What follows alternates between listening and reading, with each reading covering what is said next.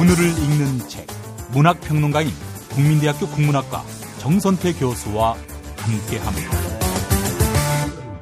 국민대학교 한국어문학부 국어국문전공 정선태 교수님 함께하겠습니다. 교수님. 네, 안녕하세요. 예, 교수님 오늘 어떤 책 소개해 주시겠습니까? 네, 오늘은 친일파 특집 세 번째 시간입니다. 예.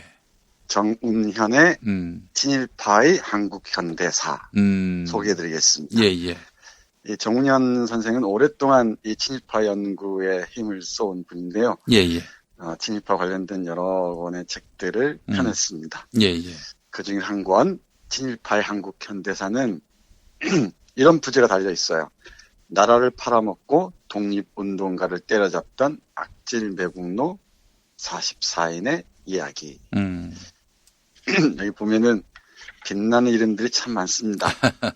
빛나는 별들이에요. 예. 우장춘부터 윤치호, 최승희, 김환란, 한상용, 민복기, 민병석 부자, 김창영, 김성수, 그리고 우리 미스터 방응모. 방응모. 너 빼놓을 수가 없죠. 아유, 반가운 이름입니다. 예. 네, 반갑죠? 예. 그럼 네. 교수님 한 명 한 명 한번 좀 들어가 보죠. 예. 네, 한 명 한 명 하면 끝도 없고요. 예. 네, 전방위적입니다. 그야말로 전방위적이어서 예. 잘 보시면은 우리가 어떤 세상에서 살았는지 아실 수 있을 겁니다. 그래서 오늘은 대표 선수 이 노덕술. 노덕술. 네, 그리고 우리 방응모. 그리고 이용구. 그래요. 이쯤에서 말씀드려볼까요? 아유, 뭐 알짜만 하시네요, 교수님. 예. 네. 알짜만. 예. 네. 알짜 아니 다들 많습니다. 다들 빛나는 별들입니다. 예, 빛나는 별들. 예. 우리 반민족 행위 특별조사위원회, 줄여서 반민특위라고 하죠. 예. 1948년에 어렵게 설립되었다가 1949년에 6.6 사건을 거치면서 해산하고 마는데 이 반민특위의 실패가 사실은 우리 현대사의 비극의 씨앗을 다 뿌렸다고 볼 수도 있어요. 어찌 보면. 예, 예. 이 반민특위 활동만 제대로 이루어졌다면은, 그리고 조사위원회에서 체포했던 그 친일 혐의가 있는 사람들에 대한 응분의 조치가 취해졌더라면은 이렇게까지 힘겹지는 않았을 거라고 저는 생각을 해요. 노덕술도 한번 체포가 됐었어요. 예. 그렇습니다. 이 관련해서 1998년에 정부 기록보존소가 공개한 그 이승만 관계 문서철에 이런 내용이 있습니다. 조금 어려운 문장인데 읽어보겠습니다. 반민특위의 무분별한 난동은 치안과 민심에 중대한 영향을 주는 터이므로 헌법 범위 내에서 단호한 대책을 강구하신다는 유시에 대하여 법무장관은 노덕수를 반민특위 조사관 임명이 반민특위 사무실 내 금고에 2일간 수감하였다는 보고가 유하고 대통령 각하는 불법 조사관 2명과 지휘자를 체포하여 의법 처리하며 계속 감시하라 지령하시다. 네, 이 얘기인데요.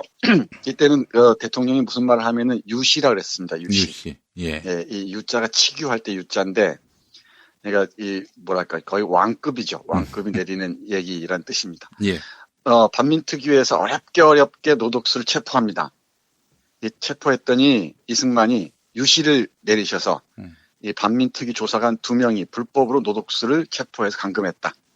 그러니까 이 조사관 2명을 2명과 그 지휘자를 체포하여 법에 따라 처리하고 그 조사관 특별위원회 조사관 2명을 감시하라고 지령했다는 내용입니다.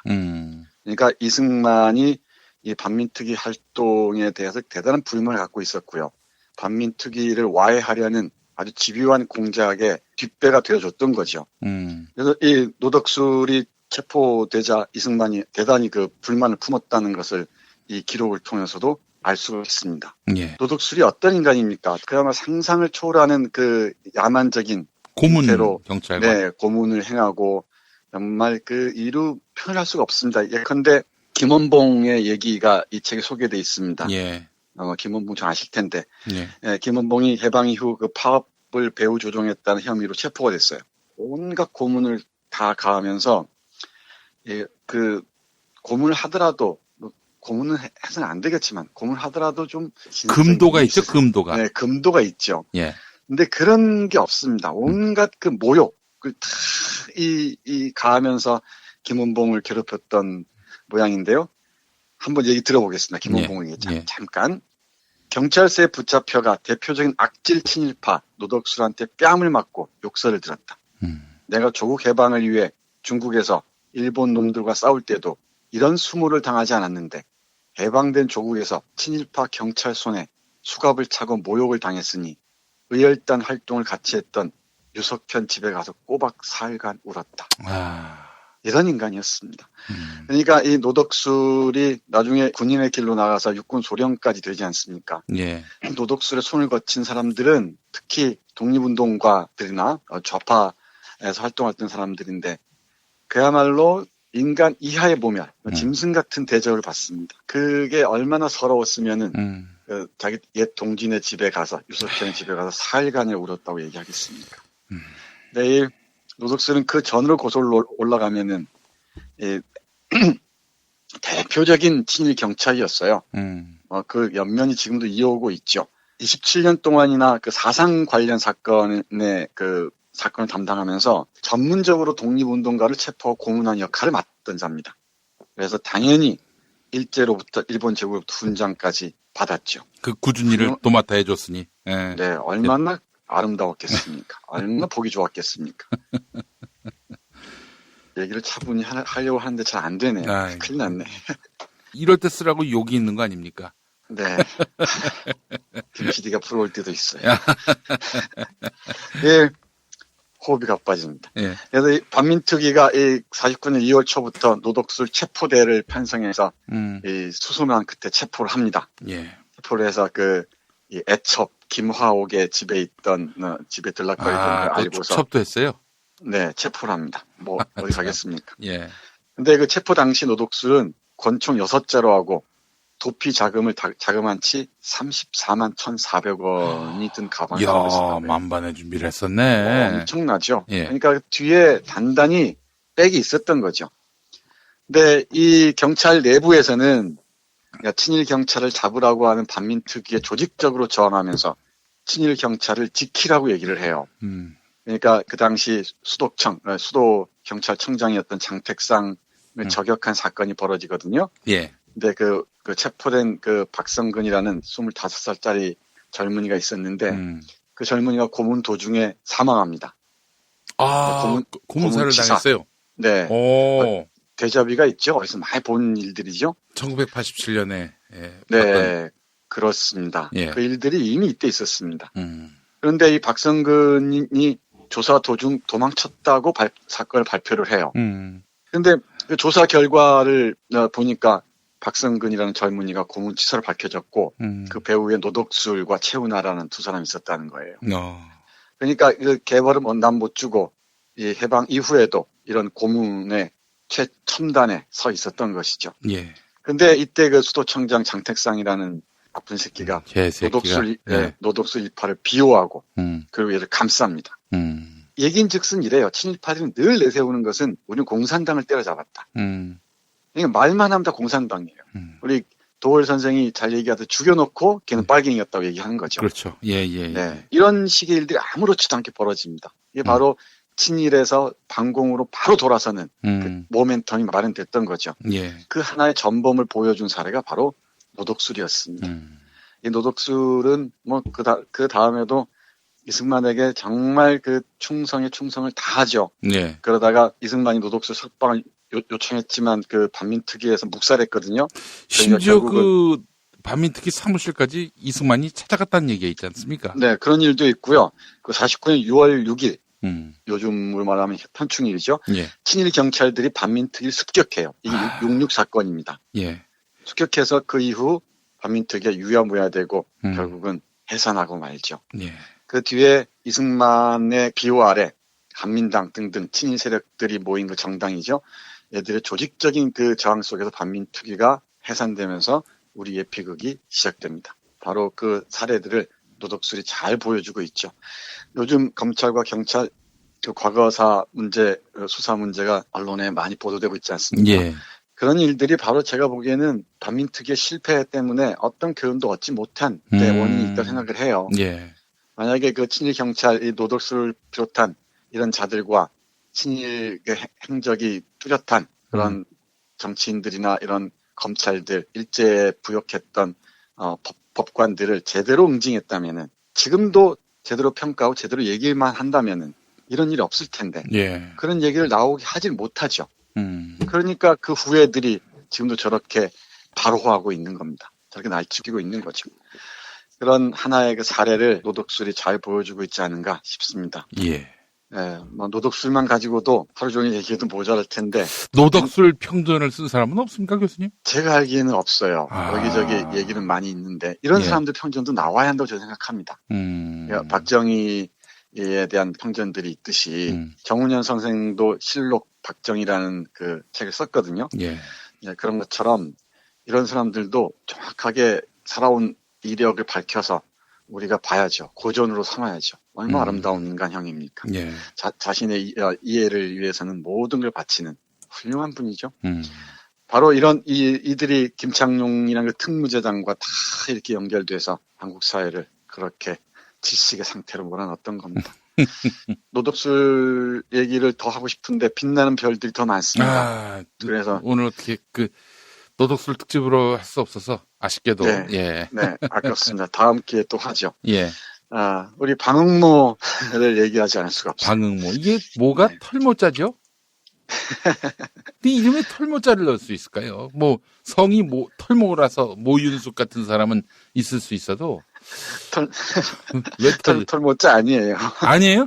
네, 아닙니까? 털모자 아닙니다. 아이고 네. 죄송합니다. 아이고 제가 큰 실수를 할 뻔했네. 네. 방응모에 뭐를 털모자로 알고 있었어요 그동안. 또 무슨 얘기 하시려고 이러시나? 또 무슨 얘기 하시려고.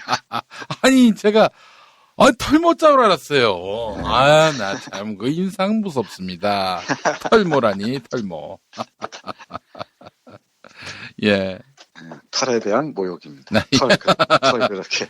털한테 미안하네요. 예, 제가. 그렇죠. 예, 털한테 미안하죠. 대단히 미안합니다. 예, 예. 네. 이 방응모와 조선일보 얘기하기도 참 모자란데. 예. 조선일보에 대해서 말씀드리면은 1920년에 그러니까 3.1운동 이후에 일본 제국의 정책이 무단 통치에서 이른바 문화 통치로 바뀌잖아요. 이 민중들의 저항에 어떤 두려움을 느꼈던 거죠. 물론 문화 통치가 더 교묘한 방식으로 지배 전략을 펼치긴 하죠. 아무튼 그런 영향권 안에서 대표적인 신문이 등장하는데 그게 동아일보와 조선일보입니다. 예. 동아일보는 그나마 민족적인 성격이 강했어요. 초창기에는. 근데 이 조선일보는 그 친일 그 협력 기업가들 중심으로 만들어진 그 신문이어서 대정 친목 실업회. 네, 그렇습니다. 시작부터 친목질이었어요. 네, 조선일보는. 네. 예. 그래서 상당히 민족성이 취약했습니다. 그래서 이 동아일보하고 경쟁도 벌어지고 그러는데 예. 그러다가 조만식 선생이 1925년으로 기억하는데요. 네. 조만식 선생이 인수하면서 상당히 진보적인 성격을 띱니다. 월남 이상재 선생님도 그때 함께 하셨고. 그랬죠. 예. 그럴 때는 민족주의 성격을 상당히 강하게 띠죠. 그러다가 1935년인가요? 이 경영의 어려움에 직면해서 조만식 선생이 이걸 누가 좀 인수해줬으면 좋겠다라고 수소문 하다가 네. 발견한 사람이 졸부가 된 방응모였습니다. 그래서 이 방응모가 조선일보를 인수하면서 이제 우리가 아는 조선일보의 역사가 시작되죠. 예. 그 역사 속일 수가 없습니다. 예. 예. 우리 방응모에 대해서 많이 아실 텐데 1930년대 이른바 황금광 열풍이 불었습니다. 노다지란 말 아시잖아요. 노터치에서 온 말. 예, 노다지. 네, 이 황금광 열풍 속에서 이 노다지를 캔 대표적인 사람이 바로 방응모입니다. 네, 우리의 졸부의 원조죠. 네, 졸부의 원조입니다. 근데 이제 조선일보는 말이죠. 네. 당시 신문 산업이라고 하는 것이 말 그대로 자선 사업이었다. 크게 돈을 벌어가지고 네. 신문 사업, 본인들 말로는 민족 정기를 이렇게 수호하는 이 사업에 네. 돈을 썼기 때문에 방모를 졸부라고 볼 수는 없다. 이렇게 또 미워하더군요. 그건 나중 얘기고요.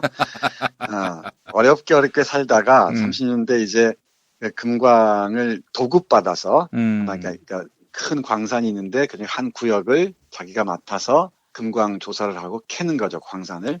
거기에서 금맥이 발견됐던 거예요.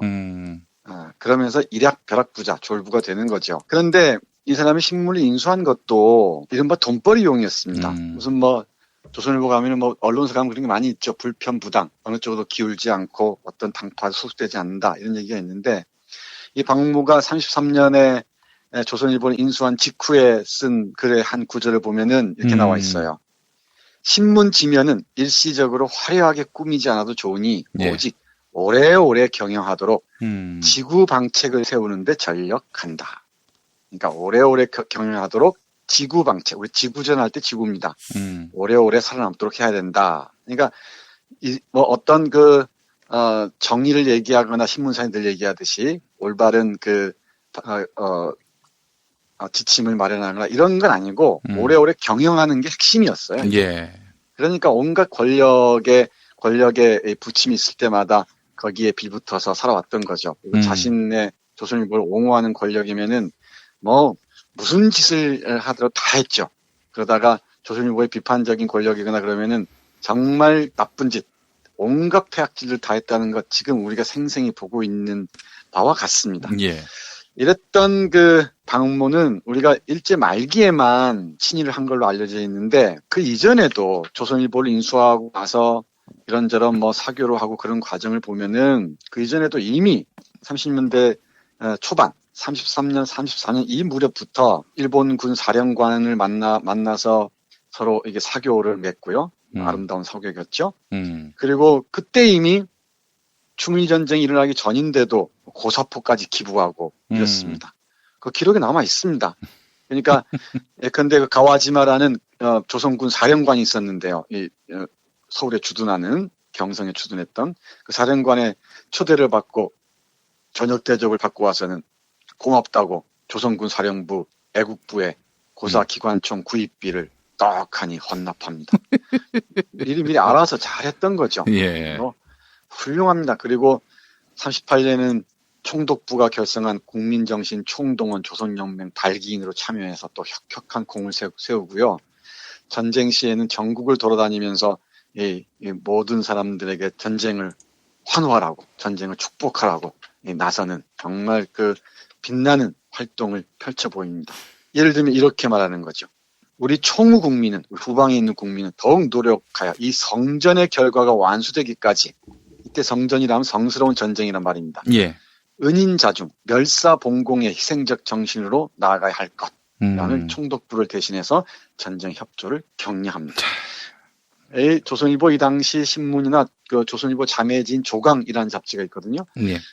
영국에서 중요한 자료로 꼽히는데 이 조강의 이 당시 논설들 보면은 정말 빛이 납니다. 조강이 바로 월간지로 나오는 조선일보 자매지였는데 요즘으로 얘기하자면 월간 조선의 전신이겠죠. 여기에 태평양 전쟁, 그러니까 미국 진주만 공격 직후에 나온 훌륭한 글 한번 보겠습니다. 네. 이번 대동아 전쟁은 그들은 미국입니다.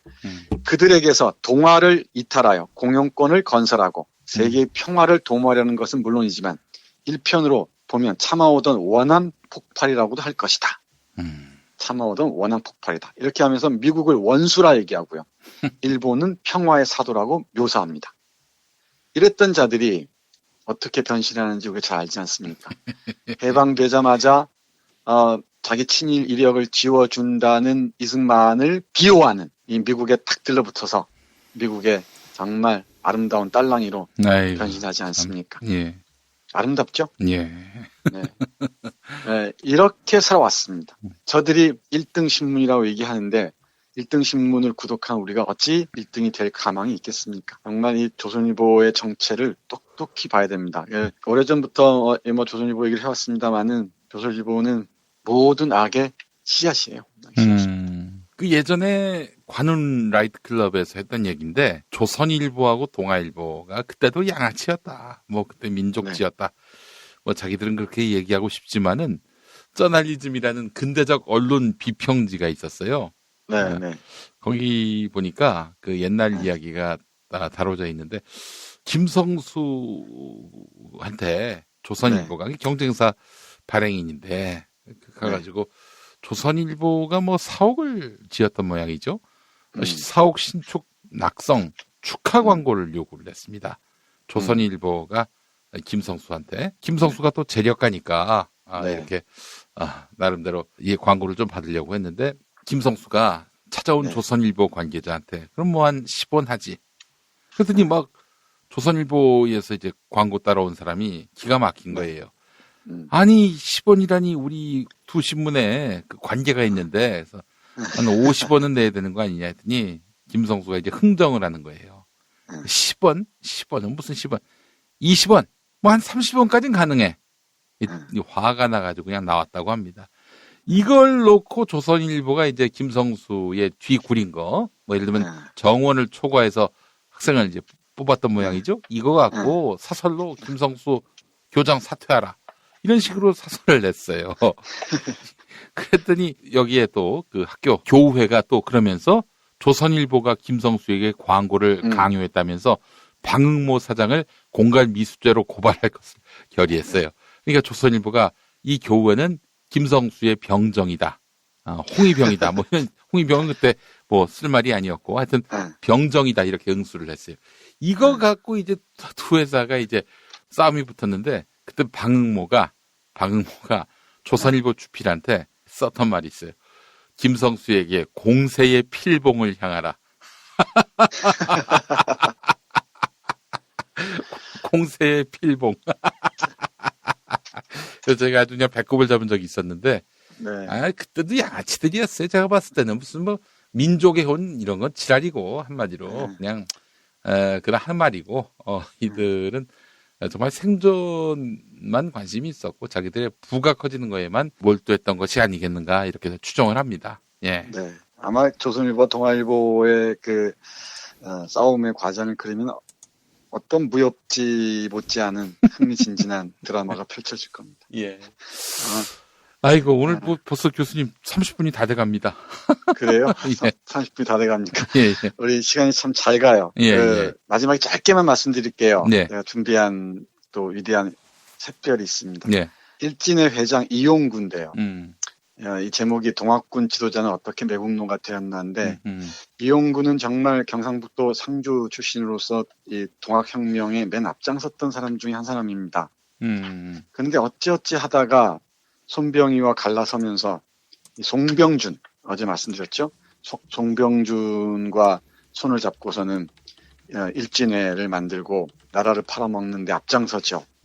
그러다가 철저하게 일본으로부터도 버림받고 정말 마지막까지 더러운 인생을 마감하는 과정을 보여줍니다. 일진회의 그 선언서가 있죠. 유명한 선언서. 힘없는 우리나라는 일본의 보호를 요청해야 한다 하면서 나라를 팔아먹는 데 앞장섰던 이 이용구의 삶도 주목해야 됩니다. 그러니까 이 동학혁명에 앞장섰던 한 장수가 어떤 자신의 개인적인 이해관계 때문에 나라를 팔아먹는 데 맨 앞장섰다는 그 비극, 역사적 비극도 알려주지 않는가 싶어서 예. 준비했습니다마는 시간 관계상 이 정도로 줄이고 예. 내일은 또 다른 예. 살아있는 친일파를 만나보도록 하겠습니다. 네, 알겠습니다. 자, 정선태 교수님 오늘 말씀 잘 들었습니다. 네, 고맙습니다.